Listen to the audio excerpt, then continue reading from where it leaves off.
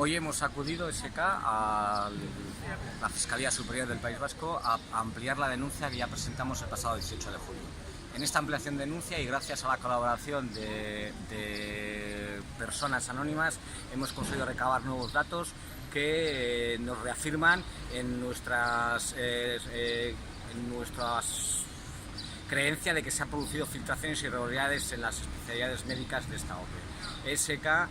considera que esta investigación es la que realmente nos va a dirimir si ha habido esas filtraciones o no y va a conseguir depurar responsabilidades, porque desde luego la investigación interna realizada por Osakidetza nos ha demostrado que solo sirve para procesar a los